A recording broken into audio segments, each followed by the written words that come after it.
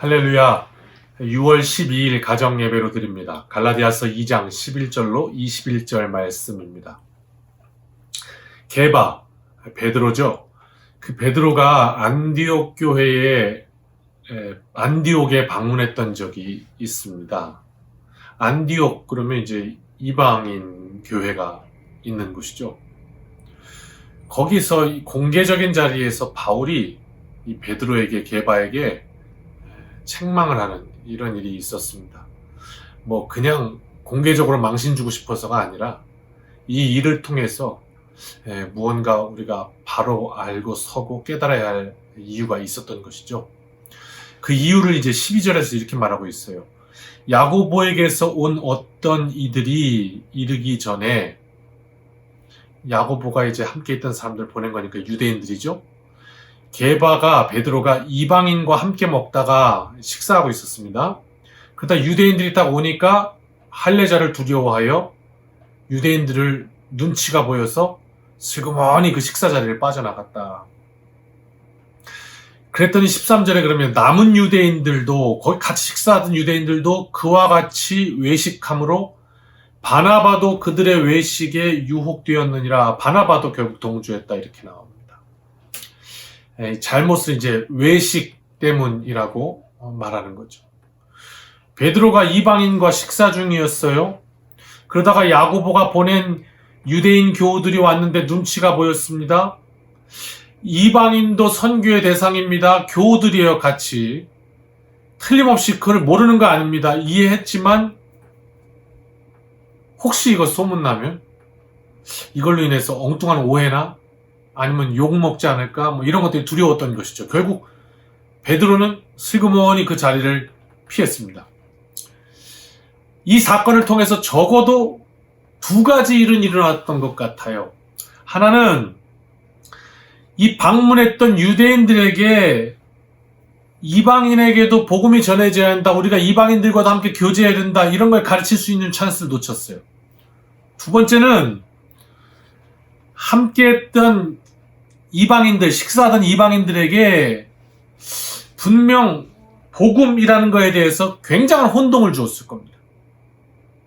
왜냐하면 베드로와 함께 식사하면서 복음이 이런 거구나, 우리 이방인들도 하나님 사랑하시는구나, 이렇게 알았다가 꼭 인종차별하듯이 자기들을 슥 하고 피하는 이것을 느끼면서 뭔가, 아니 베드로 사도는, 베드로 목사님은 자기 입으로는 우리랑 함께 해야 된다고 막 그러더니 그게 복음이라고, 차별 안 하는 것이 복음이라고, 아니 그렇게 가르치더니 자기가 차별하네?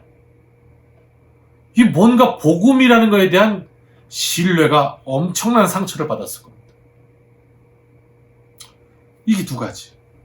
분명히 말로는 이방인도 주 안에서 한 형제요 자매요 하더니 뭐야, 그렇게 말한 사람이 그렇게 안 사네? 이렇게 된 것이죠. 그래서 바울이 책망합니다. 14절입니다. 그러므로 나는 그들이 복음의 진리를 따라 바르게 행하지 아니함을 보고 모든 자 앞에서 게바에게, 베드로에게 이르되, 내가 베드로가 유대인으로서 이방인을 따르고 유대인답게 살지 아니하면서 어찌하여 억지로 이방인을 유대인답게 살게 하려느냐 하였노라. 말이 좀 어려운데요.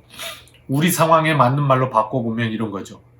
어떻게 당신 그리스도인이라고 하면서 믿지 않는 사람들 따라가고 그리스도인답게 살지도 않으면서 어떻게 믿지 않는 사람들에게 믿음으로 살아야 된다고 그렇게 말합니까? 당신이 믿음으로 안 살면서. 이거 뭔가 앞뒤가 안 맞는 거 아닙니까? 이런 말이었습니다. 복음은 이방인들을 구원의 대상일 뿐만 아니라 그들을 위해서 예수님이 피 흘려 죽으셨다는 거, 십자가에서. 이게 복음이라고. 그러는데 예수님은 온몸을 다해서 피 흘려가며 그들을 위해 죽으셨는데 어떻게 당신은 그들을 피합니까? 앞뒤가 안 맞습니다. 이상합니다. 그 말이었습니다. 그래서 다시 한번 복음을 선언하죠. 16절. 사람이 의롭게 되는 것은 율법의 행위로 말미암음이 아니요 오직 예수 그리스도를 믿음으로 말미암는 줄 알므로. 알잖아요. 우리도 그리스도 예수를 믿나니 이는 우리가 율법의 행위로서가 아니고 그리스도를 믿음으로써 의롭다 함을 얻으려 함이라. 율법의 행위로는 의롭다 하심을 얻을 육체가 없느니라. 안 되는 거예요. 이렇게 말합니다. 율법의 행위로는 불가능하다. 그리스도로 거듭나야 한다. 결론이죠. 그리스도로 거듭나야 한다. 간단합니다. 왜 율법의 행위가 아니라 그리스도로 거듭나야 하는가? 사람은 행위를 봅니다. 너나 할 거 없이.